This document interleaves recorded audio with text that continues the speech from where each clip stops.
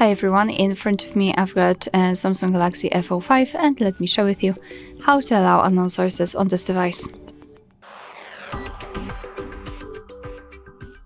So let's start with opening the settings, and here in this list we have to scroll and find the apps.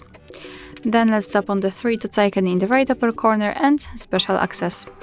Here scroll and find install unknown apps. And here we've got the list of apps which are allowed or not allowed to install some content. Of course, you can change it. Simply tap on the switcher and now the Chrome is allowed to install something. Be aware, because you're doing it on your own responsibility. Of course, you can always remove previously granted permissions just by tapping on the switcher next to the app. Alright, so that will be all. Thank you so much for watching. I hope that this video was helpful, and if it was, please hit the subscribe button and leave the thumbs up.